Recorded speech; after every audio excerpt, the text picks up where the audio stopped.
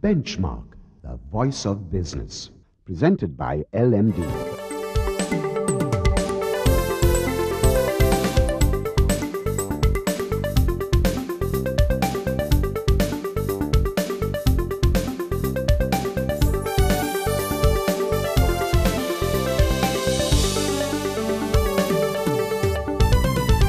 On this edition of Benchmark, Sri Lanka's tax system is under review as we talk to the Commissioner General of Inland Revenue, Mallika Samarasekara.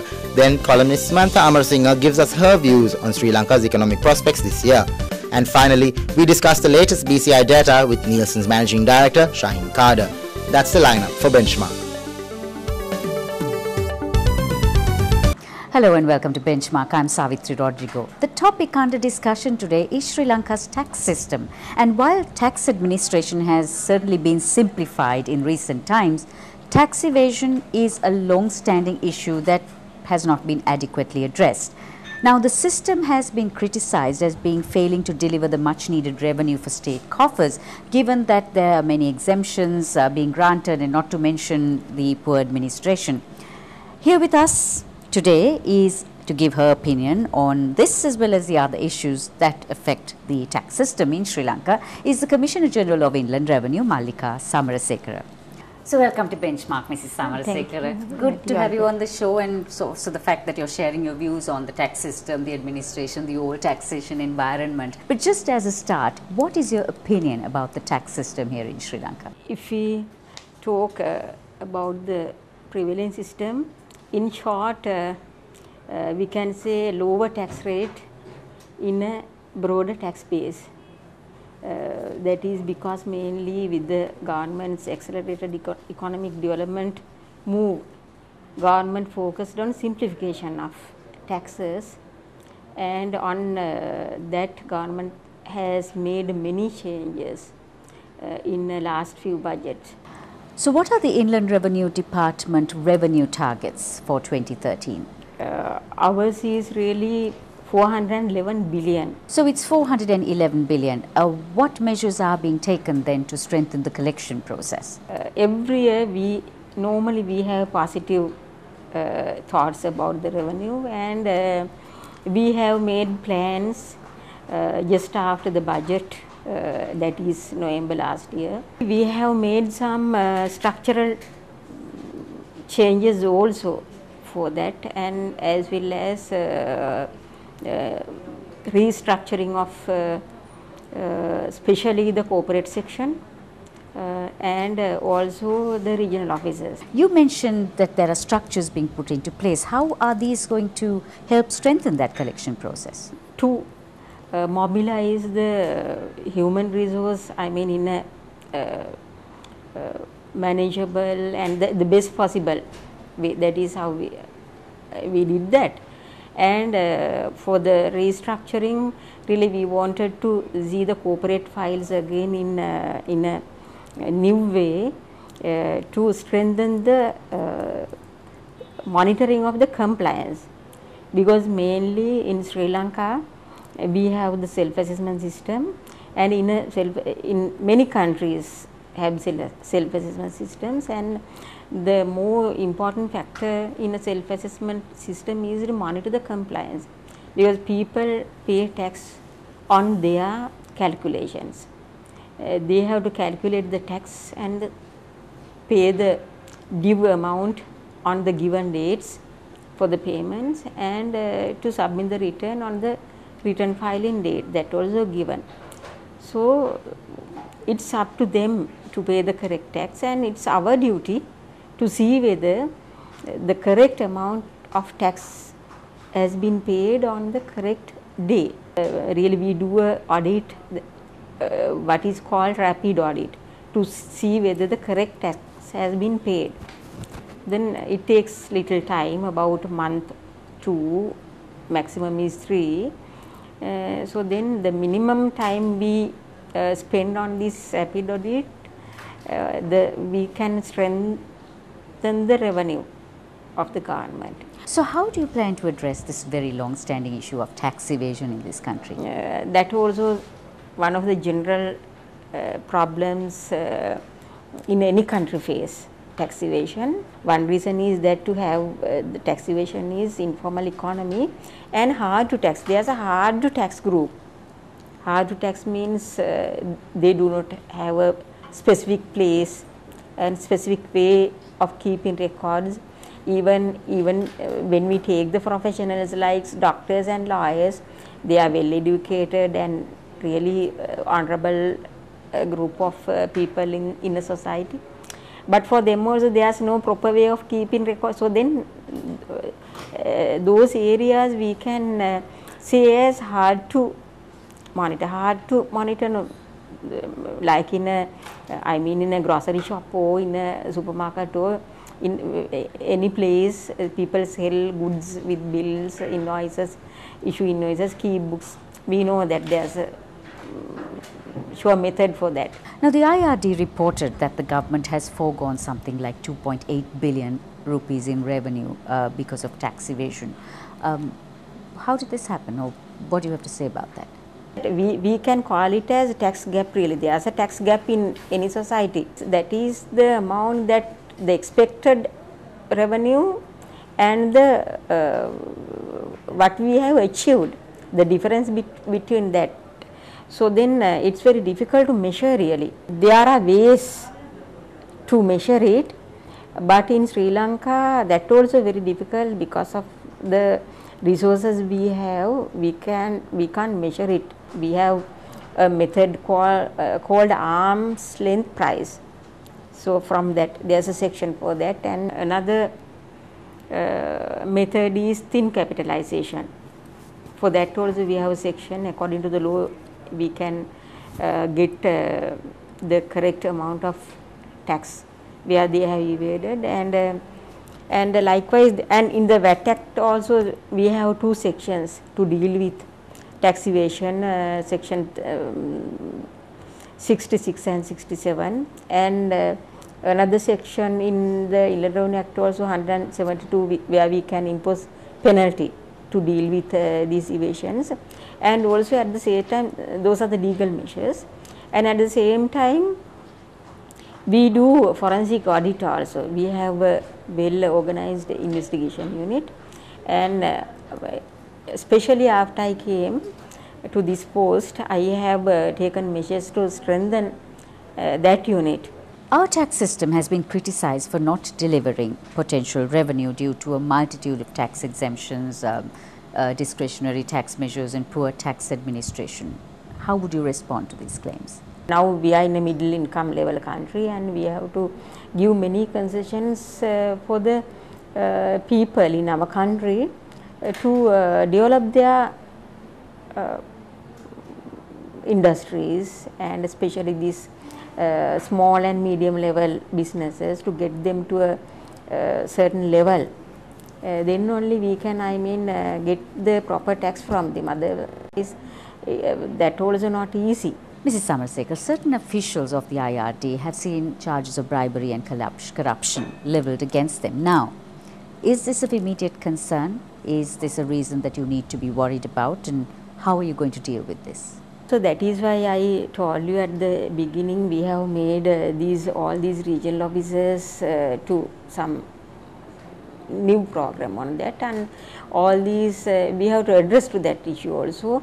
So then we have to focus on how to do audits. All these things come from the when we start audits. So then we have to streamline the audit programs, and really I have made arrangements to streamline auditing activity, as well as we want to make all the regional officers as service centers, service delivery centers, to give advice. That is, in one way it's a measure for the self-assessment system also, because people in our country, mainly because of more than 80% of our industries, businesses are in the smaller and medium level. So then the compliance is costly for them. That is why there's a tendency to give something and get that. So then we have to somehow mitigate this thing. In this year, in 2013, we have given instructions to all the regional office staff to do advisory visits. Time for a commercial break now. When we return, Mallika Samarasekara discusses the imposition of NBT and VAT on supermarkets and large trading operations, as well as the IRD's plans to introduce the Revenue Administration Management Information System very soon in 2014.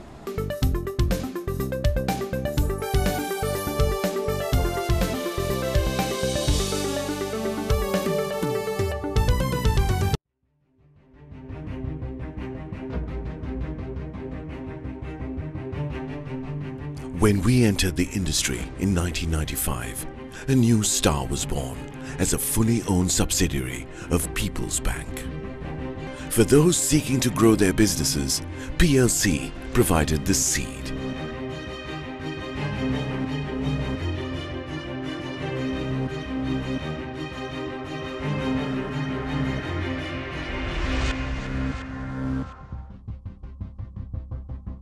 We are not only Sri Lanka's #1 leasing company, but also the largest non-banking financial institution. Welcome to a new dawn for the nation. Introducing People's Leasing and Finance, PLC.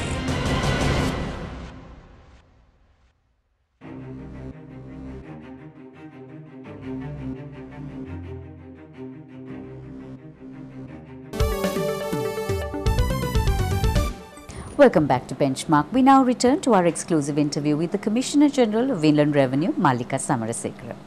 So we are back with our second half of Benchmark. Mrs. Samarasekara, talking about fear. There are lots of claims that voluntary taxpayers who pay their taxes on time, who file their returns on time, just get harassed continuously because of these regular audits, whereas little is being done to net in all those big fish who seem to be out there and obviously not paying taxes. How do you respond to the harassment claims? Yeah, really, that is why this year we are restructuring the whole setup, and we are introducing a new functional based system. So functional based means audit separately, and there's a separate unit, and we can select officers. By selecting officers and by giving special attention to those officers and giving special training for these people, and there are good officers also. I think according to my view, about 90%, maybe more than that, are really good officers, but there are some people, so then that is why we get that blame on the, so then selectively we can do that now. So that is one reason of this functional based system. And for the regional office also, we are going to have the audit, because we can't forget about audits. We have to do audits, otherwise it's, especially in the self-assessment environment, we have to have audits, otherwise we have to use it as a tool really. The imposition of NBT and VAT on supermarket chains and large trading operations has drawn close scrutiny. What are your thoughts on that? I think NBT was there, it's not a new thing. NBT was there because earlier there was turnover tax. Now the Provincial Council, but 2011 turnover tax was removed and NBT introduced. And in VAT really normally it's a indirect tax, and indirect type, and at the same time it's a consumer tax. That type of taxes are called as consumer tax. So that goes to the consumer. Unlike the income tax normally people pay from their income. But taxes like VAT, NBT, turnover tax, those indirect taxes goes to the pass to the consumer. But in Sri Lanka, for some reasons, really this is not the time to explain all those things. In Sri Lanka, the VAT was stopped in the manufacturing level or from the service provider level. It didn't go to that level. So then that is why really it should go. The correct indirect taxes should go to the retailer level. Just to move to the technology initiatives that the IRD is introducing, we are told that the Revenue Administration Management Information System, or RAMIS, is to be introduced by 2014. How much progress has been made? Really, now the government has decided, the cabinet decision taken last November to do this, because earlier we had some program but somehow it didn't work, because we are having many problems because of those systems. Many of those harassments and many things really, because the one reason is this computer errors and many things. So then that is why all the time people are blaming. So then last November government, the cabinet took a decision to do this project with the Singapore government. So then now we are working towards that. So it will somehow it will work during this 2013 and 14. And just finally, Mrs. Samarasekara, there is this perennial debate of direct versus indirect taxes. Where do you stand on this? No, that is normally in developed countries, really the ratio of direct taxes and indirect taxes, they get more from direct taxes.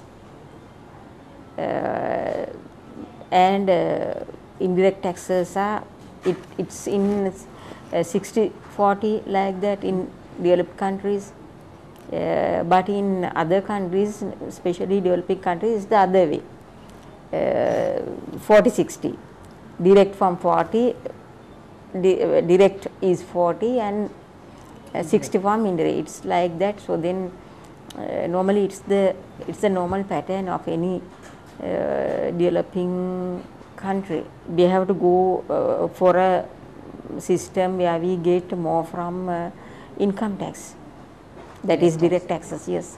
Thank you so much for joining us, Mrs. Samarasekara, and sharing your views on our tax system here in Sri Lanka. That was Mallika Samarasekara, the Commissioner General of the Inland Revenue Department of Sri Lanka. And on the other side, after a commercial break, we have Samantha Amerasinghe, economist of Standard Chartered Bank and LMD columnist, and Shaheen Cader, Managing Director, Nielsen.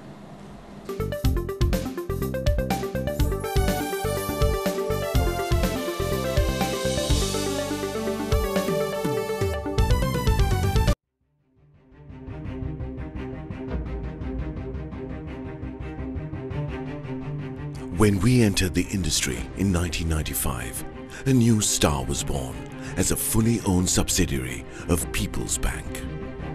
For those seeking to grow their businesses, PLC provided the seed.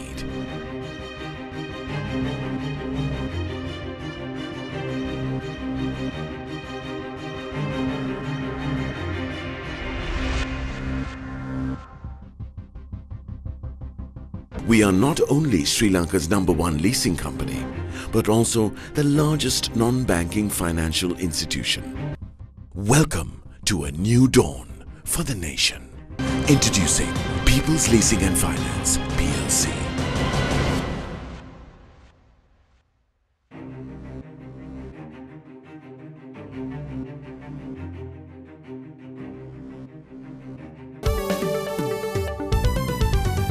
Welcome back to Benchmark. I'm Nishu Hashim, and with me now is LMD columnist and economist with Standard Chartered Bank, Samantha Amerasinghe.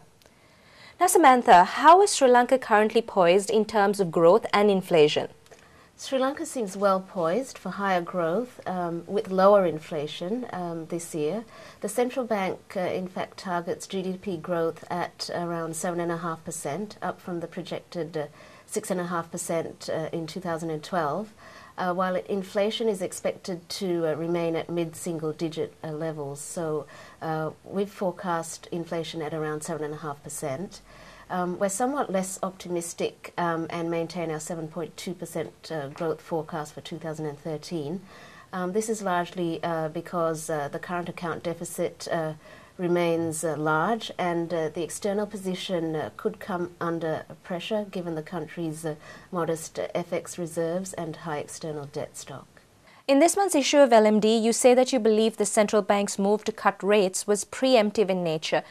Could you elaborate further on this? Yes, the central bank's move is clearly preemptive in nature, as currently inflation remains at an uncomfortably high level of 9.2%. But the central bank expects CPI inflation to moderate and stabilize in Q2 of this year, as we also do. Hence, it deemed it appropriate at this juncture to start cutting rates to support growth and also to induce a downward adjustment in market interest rates. And we believe the move to cut rates was essentially to send a signal to the market that the central bank is commencing its rate easing cycle.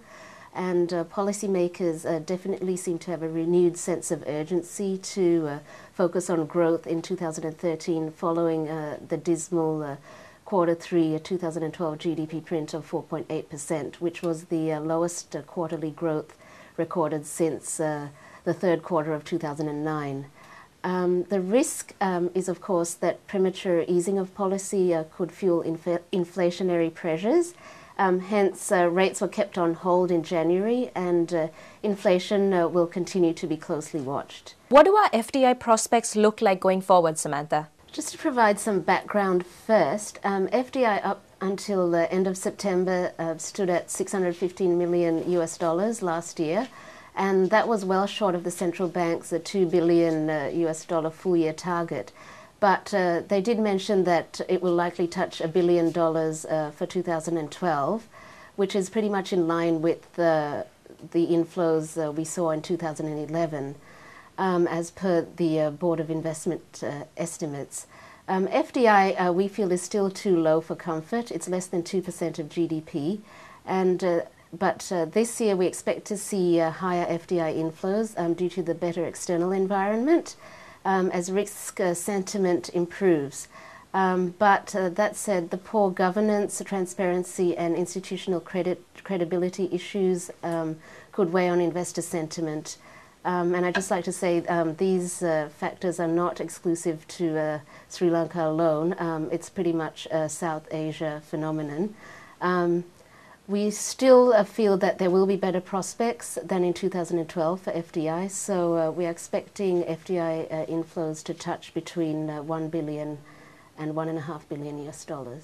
In your opinion, how will our economy fare in the near term? I think we'll likely see better prospects in 2013, particularly in the second half of this year as global growth gathers momentum. We expect to see strong fundamentals with growth around 7% and inflation in mid-single digits, and also an improving balance of payments despite some concerns on the FDI front and risks stemming from higher government borrowings and debt interest payments. That was LMD columnist and economist with Standard Chartered Bank, Samantha Amerasinghe. When we return, Anushan Selvaraja talks to Managing Director of Nielsen, Shaheen Cader. Stay tuned.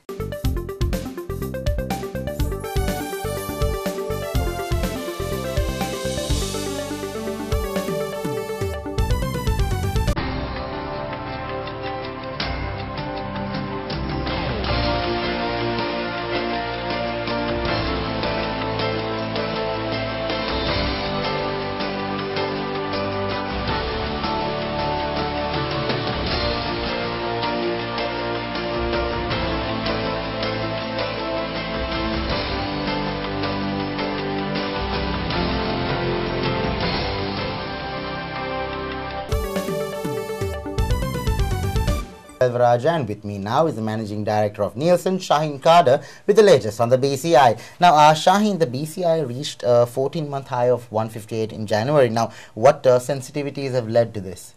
Actually, there are three factors, I think, which have contributed to this optimism based on responses. First is the businesses have had a reasonable revenue in December. They've had better than expected revenue, currency stability, and number three, there's also a feeling that things will not get worse.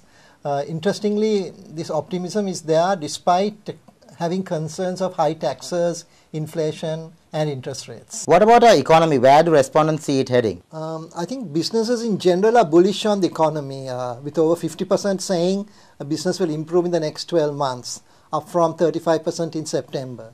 And this increasing optimism is actually a significant contributor to the increase in the BCI that we have seen.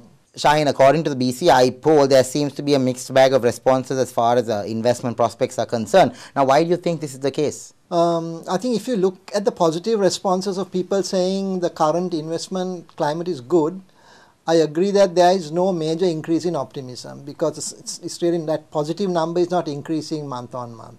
However, what we are finding is that the negative concerns are declining. So from people saying the investment climate is poor, people are now saying, let's wait and see. So, and also therefore many businesses feel things will not get worse, as I sort of mentioned earlier. And this has contributed, I think, to this sort of mixed type of response that we see. What could affect the BCI going forward? I think there are three things once again. Number one, the cost of raw materials, if they increase, because there are businesses that mainly import raw material for local manufacturing. Secondly, the cost of imported goods per se for businesses that are in trading. And thirdly, fuel costs. So these are some of the biggest issues that impact the BCI. And Anushan, if costs of these are stable, then the index should continue its upward trend. But on the other hand, if we go into a situation where we have to devalue the currency, the rupee, and these costs go up, then in this situation the index can actually drop. That was the Managing Director of Nielsen, Shaheen Cader. Thank you for watching Benchmark, and we hope to see you again next time.